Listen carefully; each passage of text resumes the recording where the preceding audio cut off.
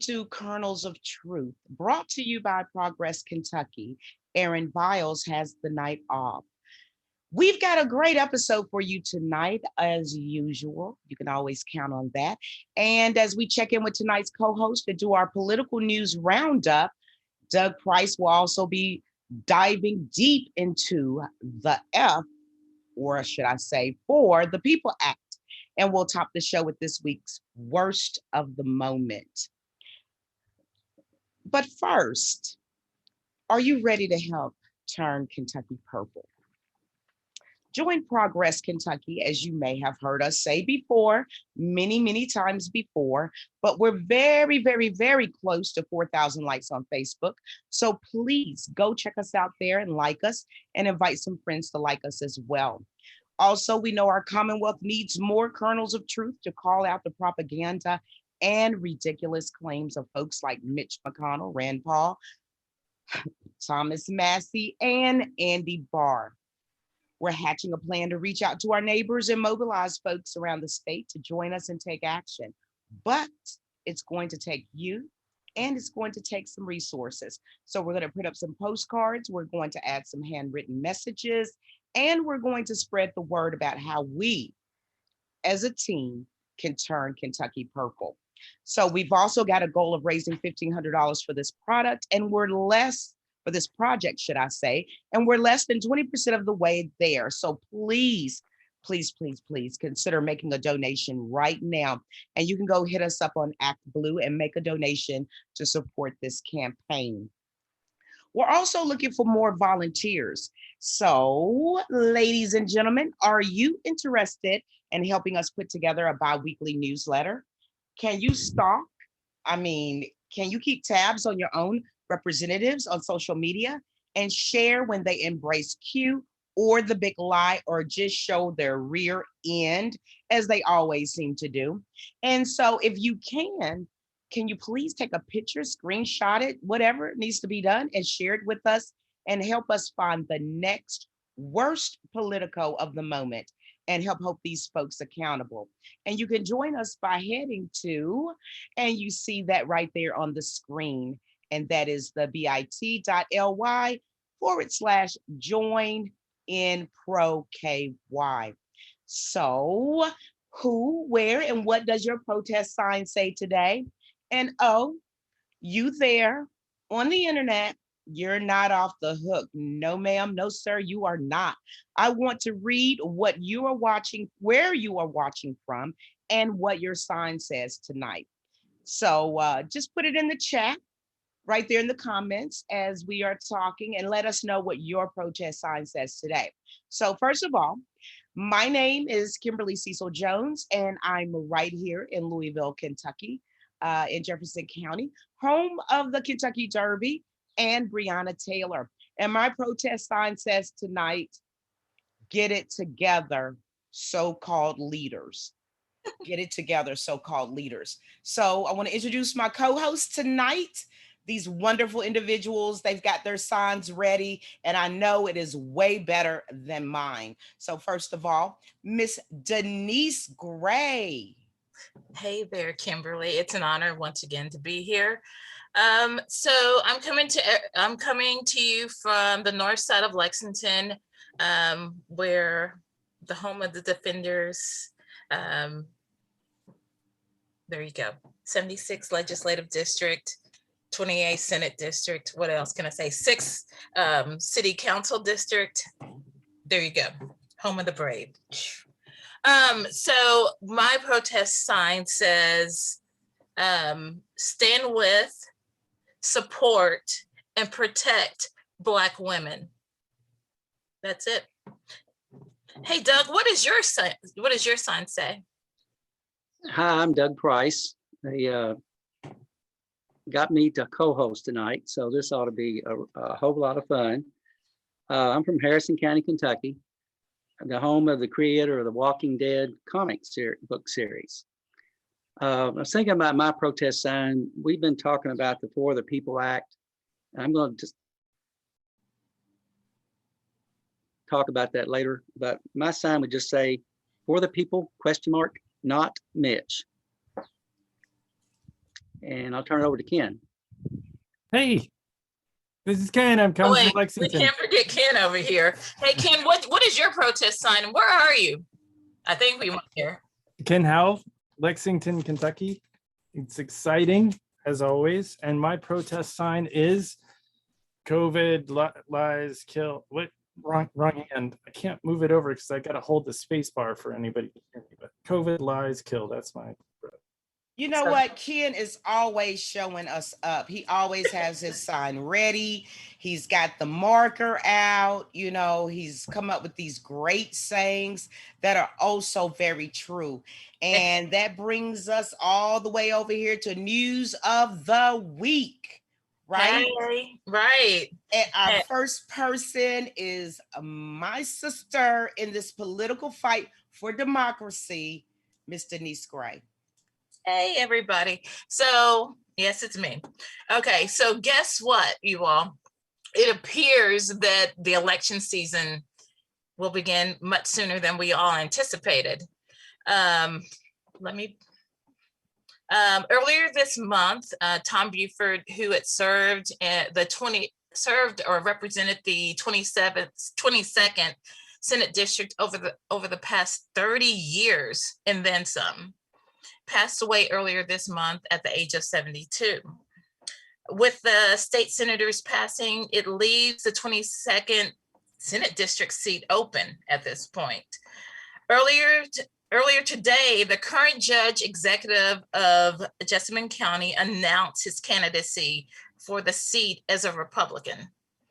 Although we don't have any Democrats who stated they'd like to run, I mean, we do know that my sister friend, Dr. Curlin DuPont ran against him in 2018, I believe. But you know, I don't think she's going to run. But the rumors are out there. I've heard many names, and I don't live on rumors. I'll wait for facts to happen, and so I will wait for these people or this certain person that I know of to either come forward and proclaim her candidacy. But the rumor mill is definitely at work. So we shall see who decides to take a step forward for that seat on the Democratic side. And also, perhaps, you know, we will have more people who decide to throw their hat in, because we've had this gentleman who has held this seat for just about all of my entire life. I think that's a travesty to have lawmakers who have been in the seat for so long. I believe in term limits, but let's keep this going on, because guess what? We have more news about the election season. You know, Senator Alice Fergie Kerr will actually have a primary this upcoming election season. Andrew, this name may sound familiar to you all. You've been paying attention. Andrew Cooper Ryder, also known as one of those not so great people who attempted to impeach Governor Beshear. He's also known as one of the idiotic business owners. Y'all, he owns the coffee shop called Brood, where he refused to follow COVID restrictions that were in place. His unwillingness to follow the orders that were given by our government, which were going to protect his customers, ended up costing us some money, in that it forced the Fayette County Health Department to sue the shop for refusing to close their indoor dining. However, the case was dismissed after the restrictions expired. So that's what's happening on the other side of the aisle. But I am so curious, and I wonder how many Democrats will step up. And I need to rephrase that, actually. I want to know how many well-qualified Democrats and Republicans will step up, because regardless, we need qualified leaders, not leaders who will be out there digging for themselves, such as what I think whatever this guy's name that owns what's it called? Brewer. It sounds like he's out for himself. So that's just my personal opinion. So there you go. But hey, you all, what do you all think? Hey, I want to hear. Kim, Doug, Ken, anybody want to add anything to that? I tell you what, we have to get the necessary people that we need to get things done in this state. Why don't you think your friend may want to run again? Can you maybe talk to her? You know, you have that, Denise, you have a very persuasive way. I do. I can be very I mean, you do. I will see what I can do, but if my dear friend Dr. Carolyn DuPont, because I always want to give people their title that they've earned, if Dr. DuPont decides not to do it for sure, then we need some well-qualified persons to step up, who will actually do the work for the people and not actually for whomever folk like Ralph Alvarado does the work for, which is who? It's not us, the people. But carry on. I think go ahead, Ken. I was just going to say we covered Andrew Cooperator in the past. I know that Doug did a deep dive down, and they've done all kinds of protests with. I think we have.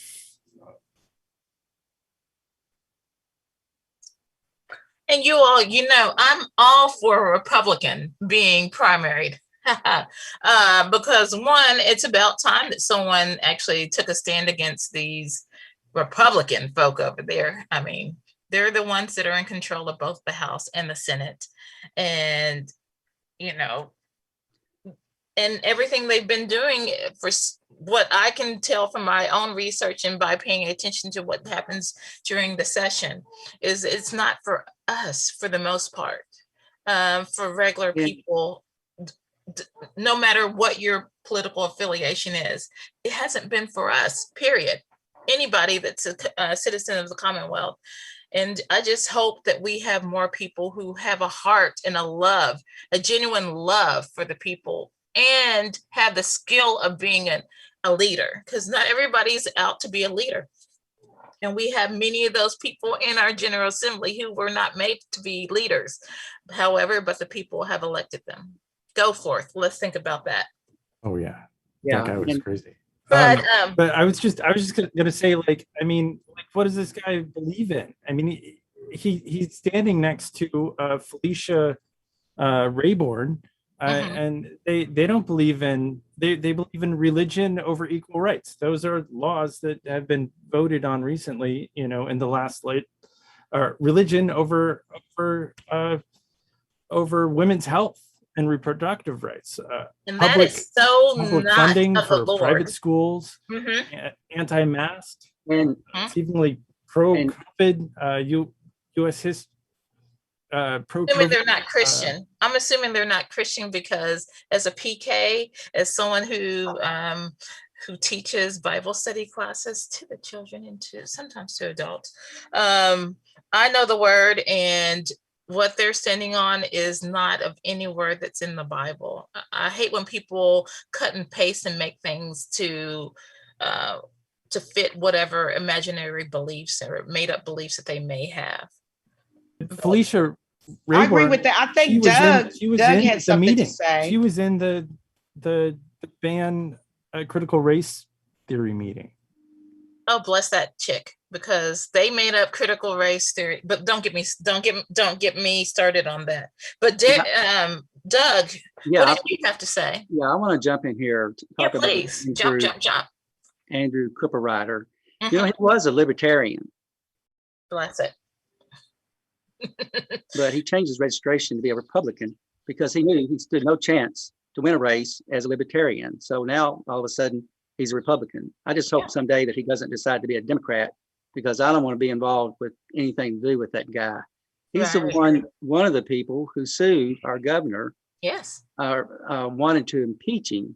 I'm sorry. and incurred, I don't know, $40,000 in cost that he should be paying, because the law, I think it's KRS 63, the law plainly states that if you file impeachment proceedings against someone, against the governor, and the impeachment doesn't happen, then the person shall be responsible for the cost. Wow. And in Kentucky law, shall means you have to. Yes, that's a must.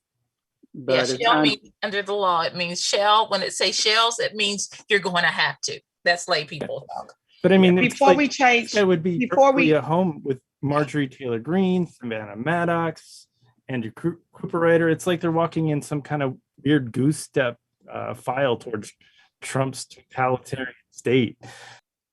But hey, you all, they may be the new face of the Republican Party. Seriously. They're really no different from the rest of the Republican Party, all the way from the federal level, all the way down to the local levels. This is not a Republican Party anymore. This is actually the party of Trump. The Republican Party that I remember, there was a Republican that I very much respected, and she was a congresswoman, and her name was Ann Northrup. Oh, Okay, yeah. there were some Republicans that did Yes. some very, very good things. I cannot say that for any of them at this point. It is the party of Trump, and I think that we need to stop saying the Republican Party. We need to be saying the Trump Party, because the Republican Party is no more. But as we move on, I would like to say, from the kernels of truth, condolences to the family and the friends of Tom Buford, who died at 72. And Doug, you've got a real good story that's cooking. Pop, pop, pop. What's going on with your story, Doug? My story relates to guns in the Capitol. Governor Beshear recently issued new guidelines to those wishing to conceal or open carry guns in the state capitol. For a period of time, visitors were unable to enter the Capitol due to COVID, and these new guidelines coincide with visitors being able to freely enter the building and other state offices. Also, the guidelines address mask wearing. Don't anybody get their panties in water or anything like that. It doesn't have to do with people having to or not having to wear a mask, but it basically, an individual may not wear a mask that conceals their face. And I wonder if 3%ers and others will say this is a violation of their constitutional rights. The governor controls guidelines related to state government offices, and the legislative judicial branches control their spaces. The Kentucky Supreme Court does not allow weapons in their chambers, and legislators do not allow weapons in the gallery in their chambers. Why the difference? I asked this question: can legislators open carry on the floor? I contacted a legislator, and that person said that they were not aware of any regulations controlling gun wearing legislators. The person mentioned that one legislator had held up a gun in the chambers when discussing a bill. It's my feeling, if legislators can carry a gun in the chambers, why can't anyone else have a gun in the gallery above the chambers or in legislative offices? As I understand, Senator Danny Carroll from Paducah has been working on new guidelines for legislative offices, but apparently there is no timetable for this information to be released. Perhaps since the governor has instituted new policies, then the legislative branch will follow suit. And while there's been no reaction from either side of the aisle regarding the governor's new regulations, we expect all of the current Republican constitutional office holders to bemoan the new guidelines, trying to pick apart the governor's decisions. Something really sticks in my craw. While the guidelines detail how to carry, etc., there is no mention of whether those carrying weapons will be required to pass through a metal detector to enter a building. In the past, when open carry enthusiasts entered the Capitol, they were allowed to walk around the metal detectors. Apparently requiring them to remove their armor was too difficult. A citizen entering the Capitol and many other state offices must remove keys, cell phones, and walk through the metal detectors to enter. None of those items could be used to kill anyone. The rules in place do not allow someone to bring in an umbrella. Perhaps there's a concern about a poison-tipped umbrella. And what happens if a person is allowed to go around a metal detector and then pulls out a hand grenade after being admitted? It could happen.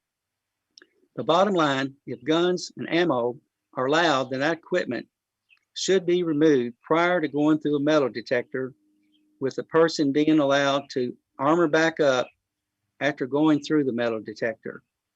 My bottom line, alternatively, then just remove the metal detectors. Everyone should be treated equally. Exactly. Exactly. I mean, Anybody have any thoughts on that, or you want to go to the next story? I got a What? lot of thoughts on that. And I can see Denise's face. She got some thoughts. I can see Ken's do. face. He's got a lot of thoughts on that We as have well. thoughts. I'll lead the pack on this. So I Go made for it. some notes as you were talking. Number one, about the masks. Okay. There used to be laws where those that we called ski masks, they were outlawed, as you could not wear those walking just casually down the street. But you can wear them in the rotunda of the Capitol that all of us pay for. And my tax dollars go there, right? So I don't think it's right. I don't think it's fair. And once again, you talked about the regulations. Can the legislators openly carry on the floor? Oh, I was floored when you said the part about someone held up a gun in the chamber while discussing a bill. I mean, was this a prop, or was this like, I have it going on because I can carry my gun and I'm going to show it to all of you guys? And what are you going to say? Who's going to check me? Right. And then the other thing that really just, what did you say, Doug Price, sticks in your craw? Not being able to bring umbrellas in. I know this for a fact. There were many teachers back at that time, especially when 120 was protesting and going to the Capitol quite frequently. We were going to the Capitol in the rotunda quite frequently as far as impeach Trump, get rid of Mitch McConnell. And we could not have signs in there with the sticks attached to the signs. So you tell me, who can be harmed worse? A teacher with a sign with a stick attached to it, or someone who's got ammo, machine guns, grenades? Who's going to get injured worse is what I'm saying. And then I remember there's a picture that's sticking out in my mind, and something that Reverend Barber of the Poor People's Campaign has talked about on many of occasions. And once again, Kentucky is in the highlights of all news, national and international, for doing something asinine. Okay, they were coming in for a protest and were sent away. But I also remember footage of a little girl in the Capitol, in the rotunda, when these militia groups came in with all of their armory. That little girl was scared. I would be scared. And you've got on masks to just cover your whole face. I don't even know who the hell you are. So I stop right there because I just get really upset about this. Was And that in a question? Louisville, you mean to tell me we've got problems like this, but in Louisville, we trend worse than Chicago, Dallas, Houston, Atlanta, LA, the Bronx, Brooklyn, Queens, Rockaway. Really? We trend worse than Philly, Baltimore, in murders. You're Are you Everybody but serious? Omaha. gun violence. And we are sitting here talking about legislators that are so asinine and ass backwards that they got to make this particular type of point. The point is, guns are not for the Capitol, okay? They're for the range and they're for your hunting. And I don't mean hunting us. Hello. I stop right there. I stop. I felt it, Kimberly, though. I felt it. So, you know, I was one of those educators who were protesting back in 2018 and then some, who won't stop, will never stop speaking up for those who are educators in the system and for our students. Never will stop. Can't stop, won't stop. And, you know, I recall how, once again, I think Kim, you just touched on it about our umbrellas. Couldn't go in because, you know, they're dangerous. And, you know, to look up and see thereafter, people enter into the Capitol, into the rotunda with weapons as their form of protest. That to me was so alarming. And I thought to myself, whenever I see something like that happen, I think to myself, what would that look like? What would the reaction have been if those individuals entering the Capitol wearing the face mask and holding their guns, their AK-47s and what have you, didn't look like them, but looked more so like me? What would the reaction have been? You mean like if there was some Black folk Yes. going in the Capitol? There were Black people, people melanated, people who have, you know, strong chocolatey skin. Oh, you know what? The thoughts that are running in my mind, I don't even want to express. I cannot even articulate, because it would basically be a bloodbath. It would have been. I'm just being honest with you. We could have never gotten away with January the 6th at the Capitol. We would have been pop, pop, pop, pop, pop. It would have been nothing but gunfire. I'm still, that's what I just shake my head every single day when you hear people who I'm going on about critical race theory, and which is something that the Republican Party and the trumpeters came up with. There's, in my mind, there is no such thing. It's just called history. Facts. And let's finally tell the truth about history. Right. And if you're putting a name on it because it paints you and your ancestors in a negative light. But however, when I think about the siege on our Capitol. You mean the coup? You mean the coup? It was led by Donald J. Trump, or whatever his name is. I just think of the fact, yes, holding that Confederate flag, that fallen, you know, how can you go around saluting something that was a failure? They hold it up and they build monuments because of, anyways. And I just think about the fact that the results from January 6th would have been significantly different if you had Black people, people from the Latinx community there. I mean, seriously, if they had brown and Black skin, it would have been a different story. But I know for sure if they had Black skin, it would have been a total different story. But I digress. Ken, did you have anything you want to add?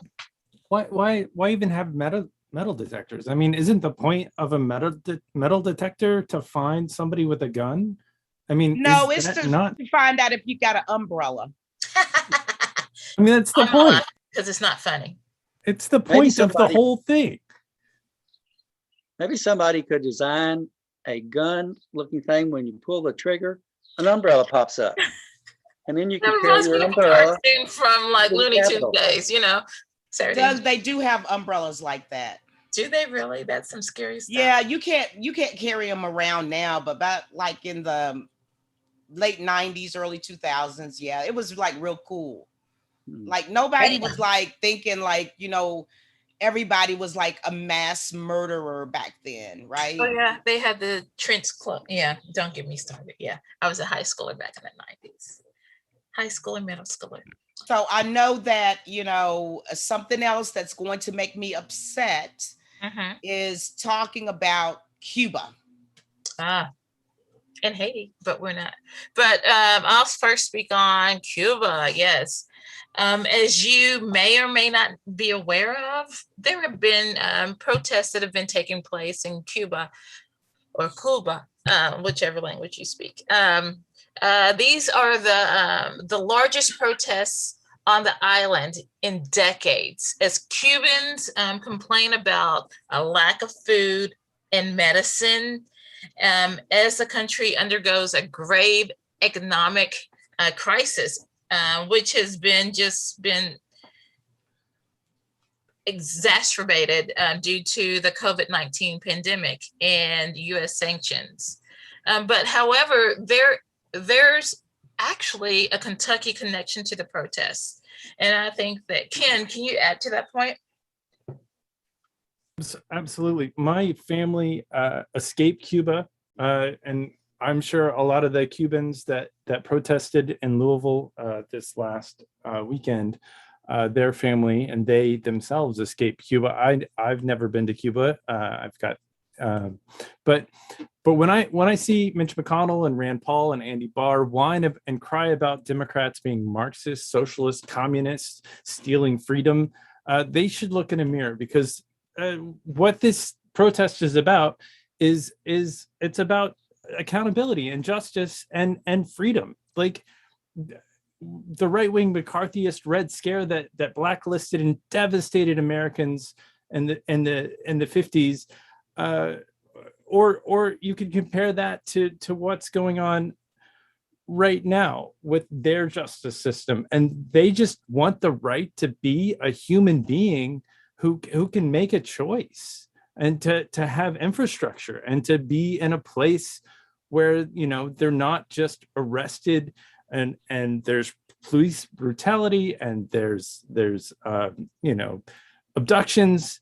Yes. And so because actually, I hate to cut into you, so just to add more to the stories, many of the protesters have been kidnapped in the midst of being there on the street, being pulled into vehicles and never to be seen again, or they have not been seen yet.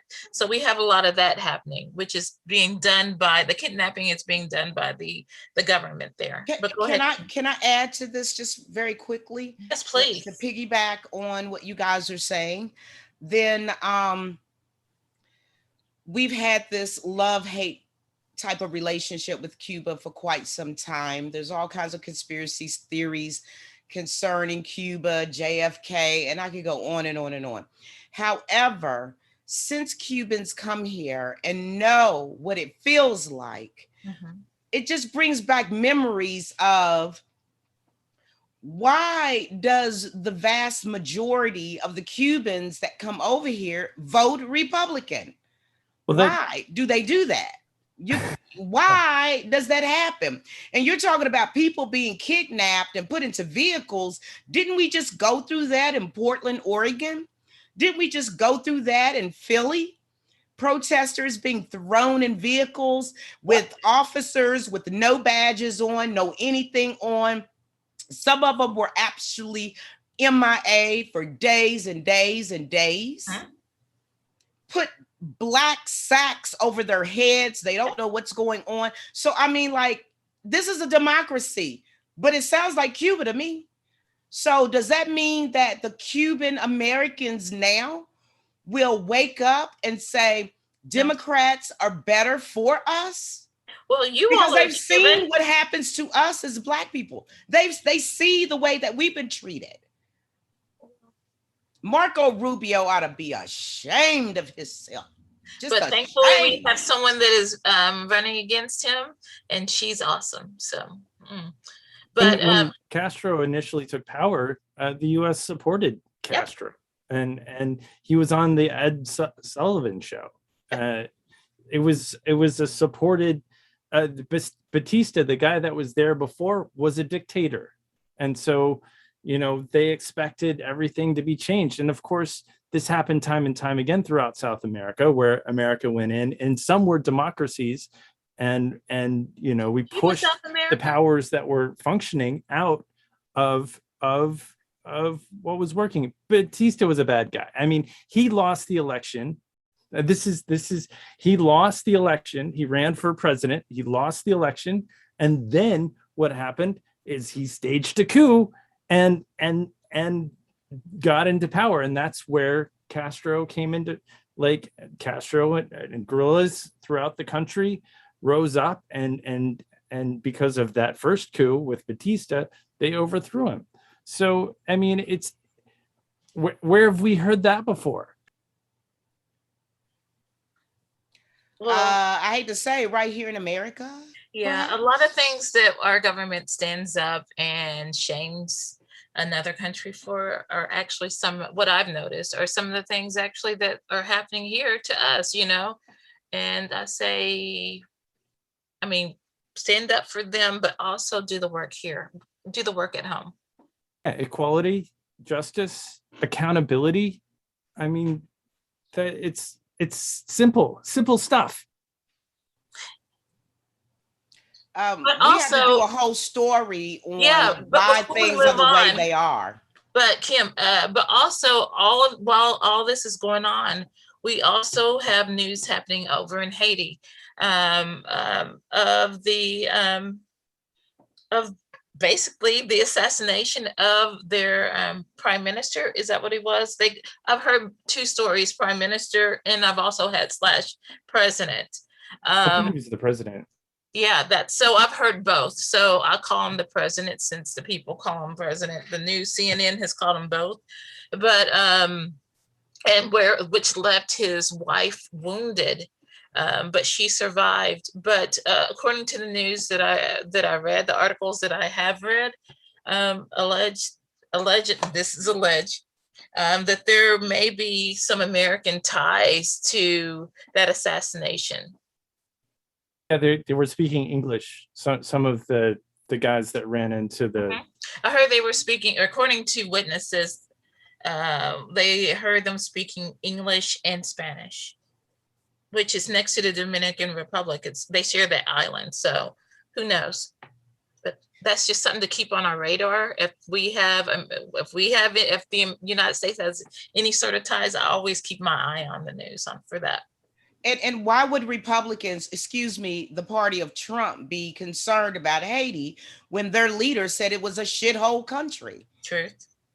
You know, I don't know. I know a lot of Haitians love the Haitian culture and just the camaraderie that Haitians have. Love it, love it, love it. So I hope that they get to the bottom of it, because no matter what a situation is, I don't know if assassination is actually the answer. If it was, I don't think so. Okay, if it was, who would have been I'm just saying, I'm not saying any names. I'm gonna be like that guy about those white girls crying and change their face. Like, if assassination was really the answer, then a previous leader would have been.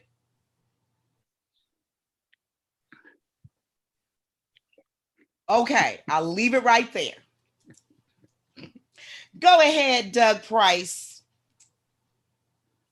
Well, I don't really have much to add. I know the situation in Haiti it's really terrible, and hopefully they'll be able to get to the bottom of it, and those people who are responsible will be brought to justice, and they'll elect a new leader, and things will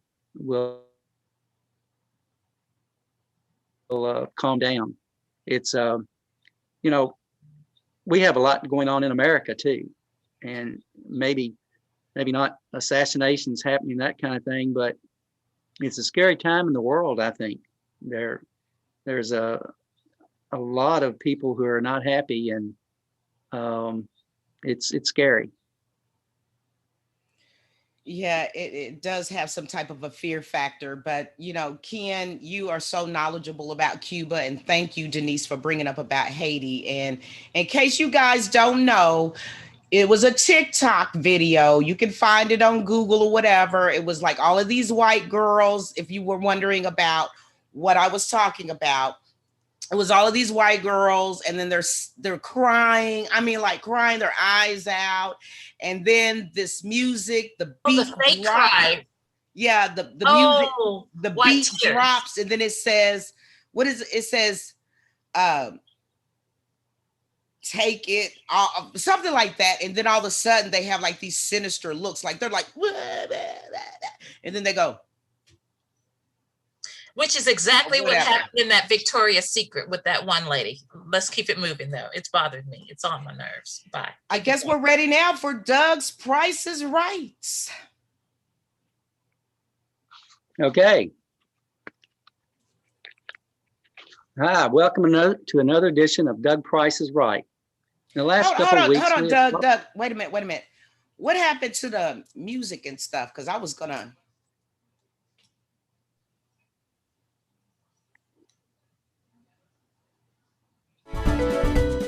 There we go. You ready for me to start? All right. Welcome to another edition of Doug Price is Right. In the last couple of weeks, we have talked about the For the People Act, and we held a rally in downtown Lexington on this issue. As I listened to the various speakers at the rally, who all did a great job, several thoughts came to me. First, some background. This historic legislation would make it easier to vote in federal elections, end congressional gerrymandering, overhaul federal campaign finance laws, increase safeguards against foreign interference, strengthen government ethics rules, and more. As we know, our senior Senator Mitch McConnell is not a friend of We the People. I can imagine he took one look at the title, which is For the People, and stated out loud, well, I'm certainly not in favor of this. Let's discuss the primary aspects of the bill. Easier to vote. Mitch is a member of the party that hopes the poor, the disadvantaged, people with criminal records do not vote, and is in favor of laws that seek to limit voting. One would think that any politician would want more people to vote. So when you go to Congress or a state legislature, or be involved in local politics, that you would be elected by a great percentage of those registered to vote. Plans to overhaul the federal campaign finance rules. Mitch has worked against changes in the federal campaign finance rules for one reason and one reason only. As he has stated many times in many different venues, the key to winning elections is money, money, money. He uses money from corporate donors to create power for himself, and then uses that power to create more money flowing into his coffers. Because of this, Mitch could be called the de facto leader of the National Republican Party. Well, excluding the guy who stands on Fifth Avenue and shoots people. Personally, I do not care for either. Gerrymandering is something that both parties are good at, depending upon who is in power. This process must be open and fair for we the people, as opposed to a political party. Politicians analyze data, including race, registration, voting habits, and other aspects to try to change the outcome of elections in certain areas. On a local level, the League of Women Voters of Kentucky has analyzed how best to redistrict in Kentucky and has circulated a petition asking that Kentucky legislators use a fair process when redistricting. Safeguards against foreign interference. One of Mitch's monikers is Moscow Mitch. I could mention the Russian investment in a failed venture in Greenup County. Need I say more? In March 2021, the joint report of the Department of Justice and the Department of Homeland Security on foreign interference targeting election infrastructure or political organization, campaign, or candidate infrastructure related to the 2020 U.S. federal elections was released. Here are the key recommendations. We recommend the U.S. government continue to help election officials, political organizations, and campaigns adopt best practices for infrastructure and election security. We recommend that the U.S. government continue assisting election officials, political organizations, and campaigns with establishing and refining supply chain risk management procedures. We recommend continued U.S. government focus on actively engaging with and fostering collaboration and coordination with federal, state, local, and private sector partners. We recommend that the U.S. government continue to increase the quantity and quality of public messaging and education. The last item is government ethics rules. Both the House and the Senate have ethics rules, and these are incredibly detailed, but consider that the campaign finance rules allow politicians to accept funds from PACs, super PACs, and allow corporations to be individuals, then one can certainly understand why these rules need to be made stronger. Here are some excerpts from the current rules. Put loyalty to the highest moral principles and to country above loyalty to persons, party, or government department. Uphold the Constitution, laws, and regulations of the United States and of all governments therein, and never be a party to their evasion. Never discriminate unfairly by the dispensing of special favors or privileges to anyone.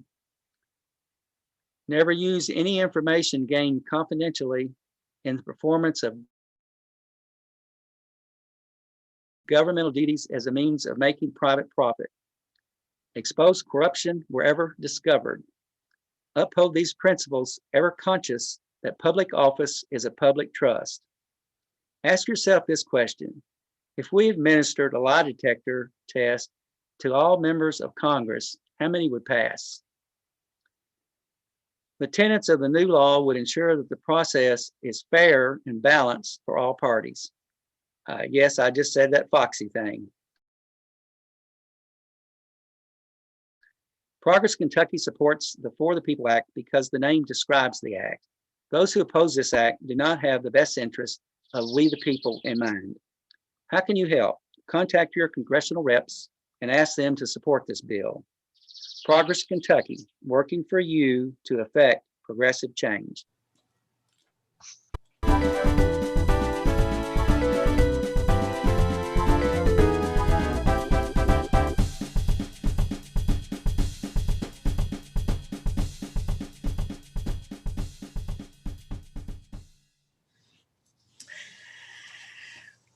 I kind of like skipped over a story that is so extremely important, and it's about an update on the Delta variant and the coronavirus here in Kentucky. We had 8 consecutive And I weeks believe- of decreasing cases in Kentucky. It was interrupted last week by an increase. And so though the bars are much smaller than they have been during the winter, the most recent week, last week, had an increase, less than 100 new cases more than the week before. The positivity rate is also going up.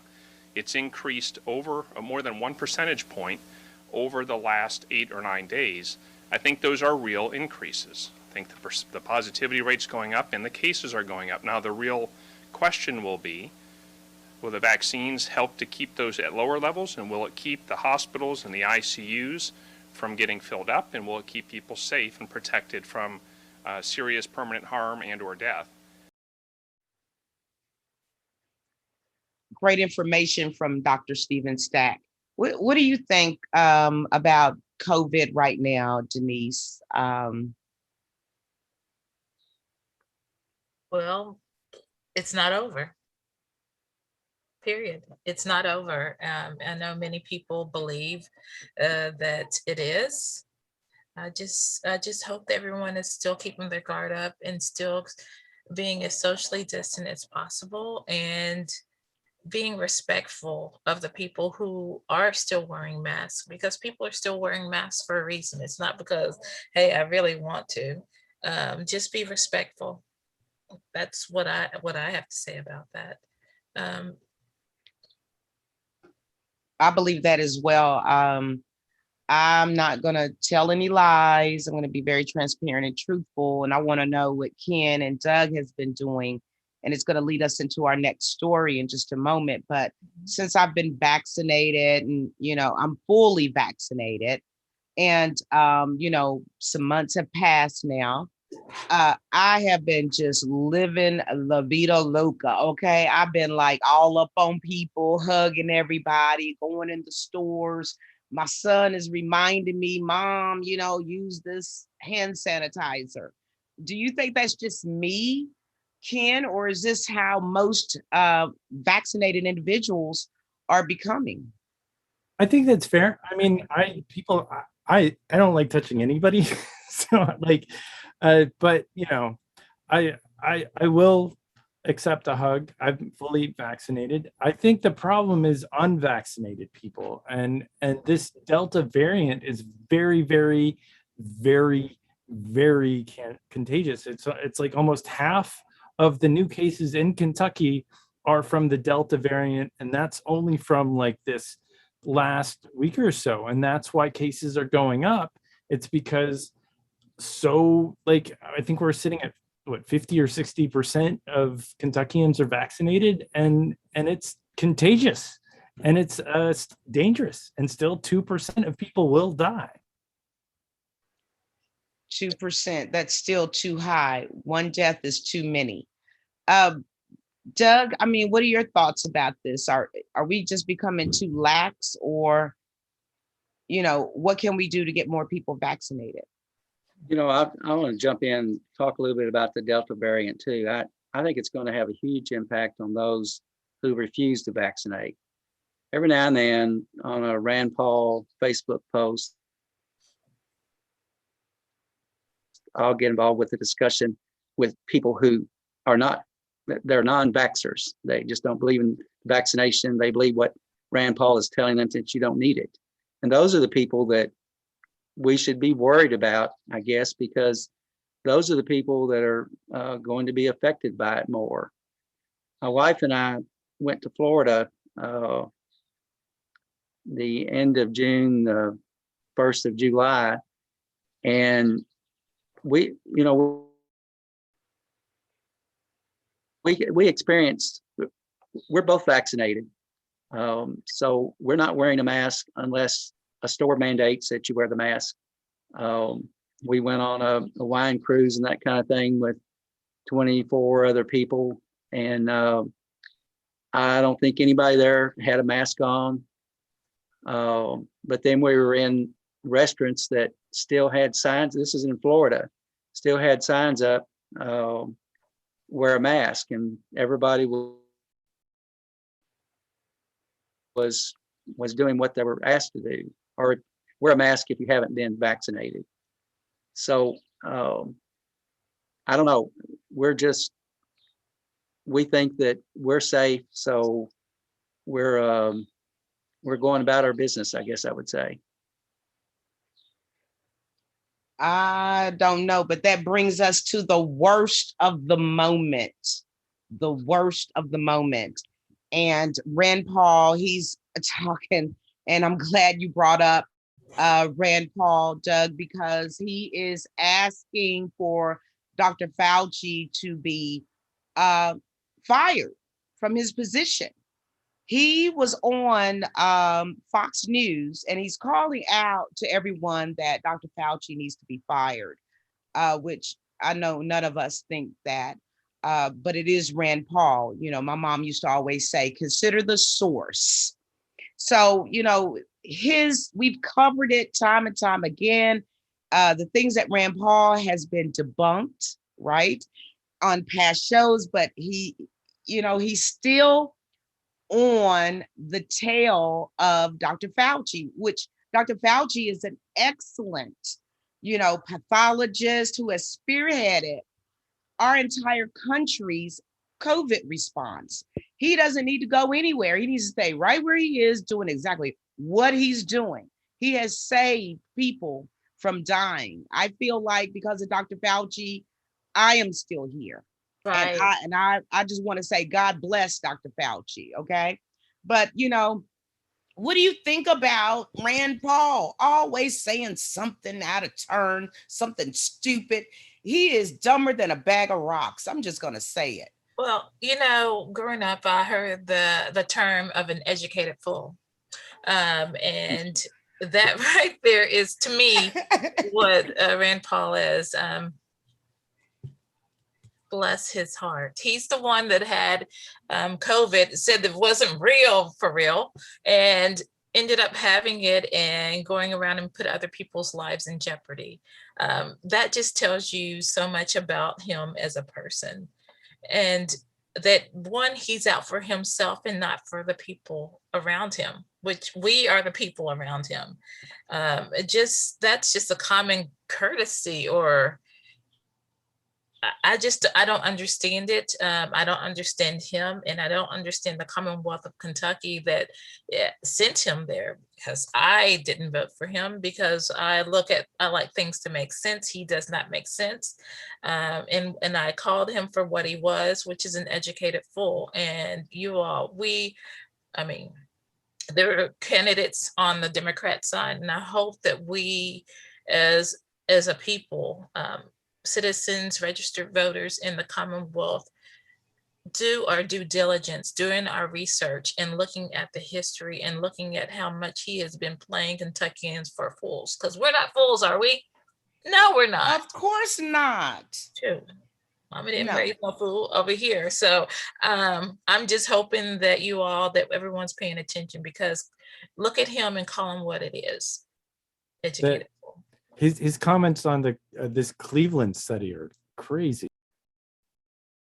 Yeah, I mean, he's claiming that unvaccinated people do not need to be vaccinated at this time. He tweeted, and let me get this for you correctly, the Cleveland Clinic study of 52,238 people, employees actually, shows unvaccinated people who have had COVID-19 have no difference in reinfection rate than people who had COVID-19 and who took the vaccine. However, the study actually summarized, and of course, Rand Paul's going to just run with whatever he wants to run with. But the study actually summarized. It was 52,238 individuals that were involved in the study, but most were vaccinated. That's where he got his information wrong. It states COVID-19 did not occur in anyone over the 5 months of the study among the 2,579 people previously infected with COVID-19, including 1,359 who did not take the vaccine. So that isn't even 50,000 people. That's under 5,000 people regarding Rand Paul's comment in a very short amount of time, which was the 5 months. So up on the screen, you're going to see 2 maps that explain how partisanship has poisoned our fight against COVID-19. So, Ken, do you think that, I know what your answer is going to be, but I just want to see how you are going to articulate this to the viewers. Do you think Rand's misinformation is harming Kentuckians and also our listeners? We don't want to forget our wonderful, beautiful listeners as well. Absolutely. No question. I mean, no masks. I mean, he rallies against coronavirus lockdowns. He's the first senator, like we said before, to get COVID.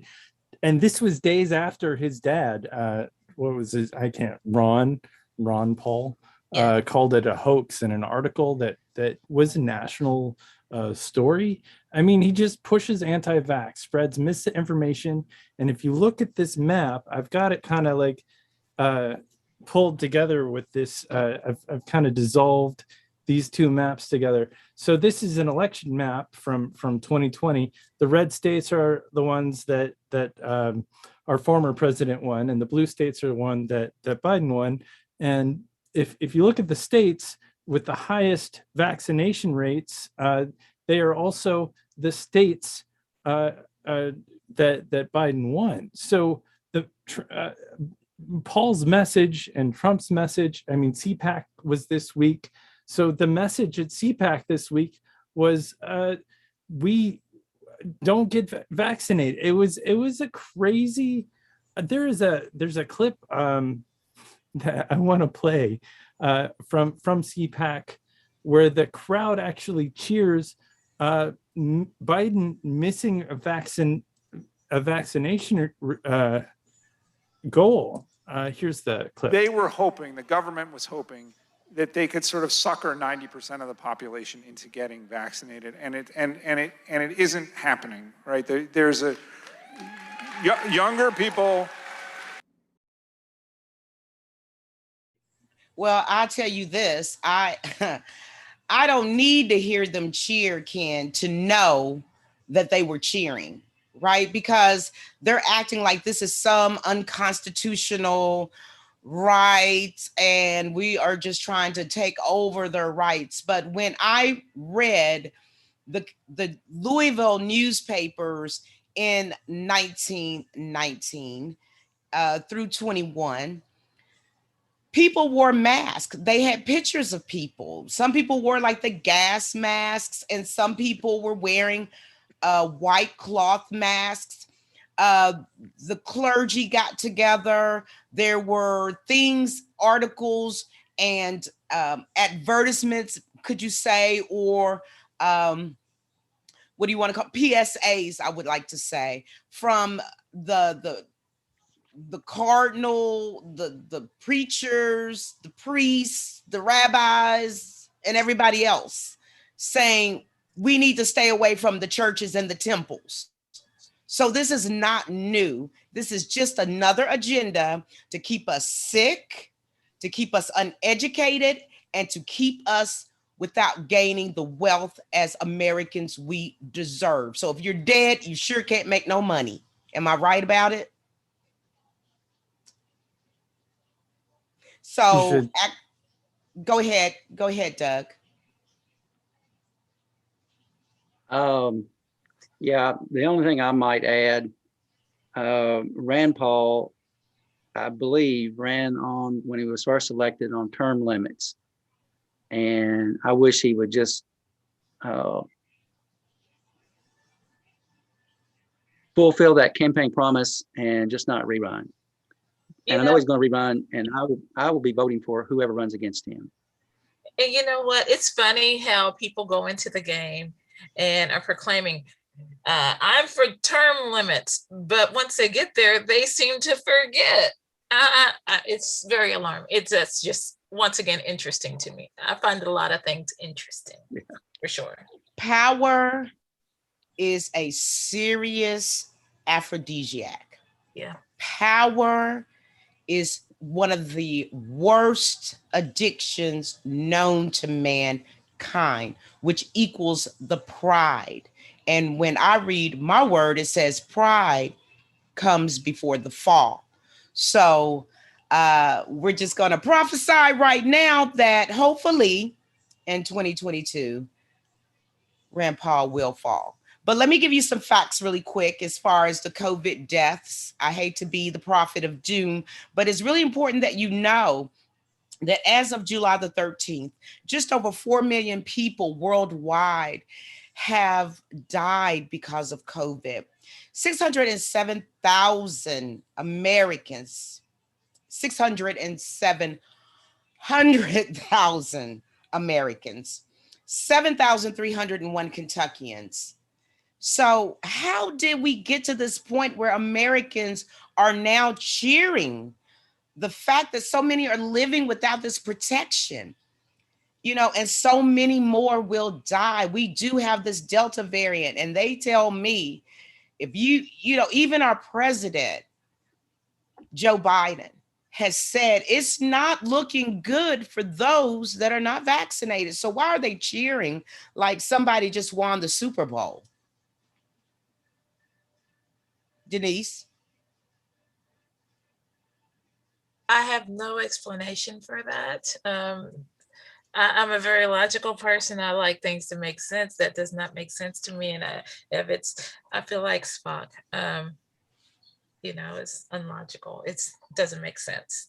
Nobody can understand. My mama used to always say to me, Kimberly, quit trying to think rational for irrational folk. You will drive yourself crazy trying to do that. And this is one of these instances that even I don't have an answer of why these people would be cheering for people to not be vaccinated. But I will say this, these are some facts from the CDC, and this is really important. I want you guys to know this and tell all your friends, your family, everybody that may not be vaccinated at this point. Yes, you should be vaccinated regardless of whether you already had COVID-19. That's because experts do not yet know how long you are protected from getting sick again after recovering from COVID-19. Even if you have already recovered from COVID-19, that would be myself. I did have COVID-19. It is possible, although rare, that you could be infected with the virus that causes COVID-19 again. So the conclusion of this whole debacle is that anti-vax Republicans, as I would like to call them, anti-vax Trumpsters, and Rand Paul are definitely the worst of the moment. That's a mouthful. But I guess that leads us into Can I add one just a tiny little, Go for it. teeny tiny. Go ahead. My biggest issue is with the Delta 9 variant and what's happening with the information that's happening that Rand Paul and CPAC are putting out, is that people are believing this misinformation, and it's making the pandemic longer. And what's going to happen is there's going to be more variants, and there's going to be more dead people. And these potential variants can affect vaccinated people potentially at some point in time, because the virus has the ability to change. And if it changes enough, we are going to be in trouble. And it's great that they've learned how to sequence the vaccine. And so we're definitely, science is doing an awesome job at protecting us. But is it going to be like antibiotics, where antibiotics are becoming less and less? I don't know. But that being said, the longer this pandemic lasts, the worse our economy will be, and that more Americans have died because of COVID-19 than any other country. And Rand Paul is pushing this anti-vax nonsense is devastating. Rand Paul needs to sit down, shut up, and go to sleep, because he needs some rest, because his brain is not working correctly as usual. Go ahead, Denise. Yeah, and on top of that, since you want him to go to bed, then that means it's time for Kentuckians to stand up and make sure you turn out and vote next year. Because as we see, lives are on the line with each and every single election. Do not stay at home. Please don't stay at home. Please do your due diligence and vote for the candidate that you support. Hopefully it's not Rand. Or anyone that stands with like him. But moving on. So up next, what we have is, what am I talking about now? I've lost my place, y'all. Got me off track. We got the action events calendar. Action events calendar. So I need for each of you all to pull out your phones and pull up your calendar. Or if you're like me, you have like a calendar that's on your wall. Take that calendar off the wall and grab you a pen and get ready for this. Last week, Spectrum One News caught up with Kelly, who happens to be a Kernel of Truth member, who participates with Let's Do This, which is a campaign to get communities vaccinated. Let's Do This is a campaign to get the city of Lexington and surrounding county communities vaccinated. If you want to join other community members for a neighborhood canvas, this is for you. On this upcoming Sunday, July 18th at 10 a.m., they're meeting at Wolf Run Park here in Lexington for Kentucky Neighborhood Canvas at Centro. For more information can be found by going to online, going to Let's Beat COVID, and that's LEXBEAT COVID. Or you can go to Lex, and that's LEX do this.nationbuilder.com. So come out and support. Let's protect each other. Run that video. We care about our neighbors, our friends, our family, and this is the best way to show that you care about your neighbors and everyone around you is to get vaccinated. Kelly Estes, a volunteer with Let's Do This campaign, goes door to door to spread the word about local vaccine clinics within the area. Having flyers left on doors to know that something is coming to your area, you can get the vaccine. And a lot of people just haven't been able to get the vaccine because of time, or they just don't know how to do it. My grandparents barely have internet, and so, you know, it's harder for them to do those things. So I know that some people just don't have that access or don't have people that can help them. Estes owns a theater company in neighboring Clark County, and she says because of the vaccine, things are finally starting to get back to normal. We, for a year, weren't able to do anything. So now that people are getting vaccinated, we're able to have performances, we're able to have rehearsals. With a show in the books at the end of the month, Estes is encouraging Kentuckians to get vaccinated so that our community can finally come back together.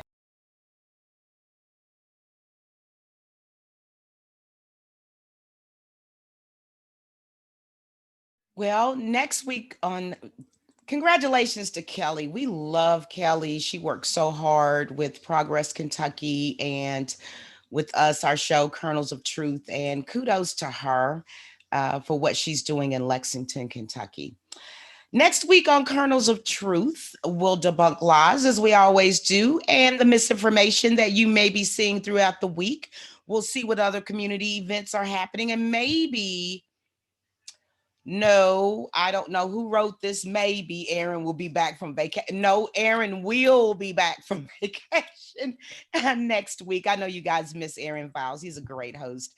And we sure hope so. So Progress Kentucky is a nonprofit organization registered with the Kentucky Secretary of State, organized as a 501c4, and is affiliated with the Indivisible Project and the Commonwealth Alliance Voter Engagement, also known as CAVE. Progress Kentucky's goal is to educate, organize, increase voter turnout, and advance a progressive agenda through civic engagement.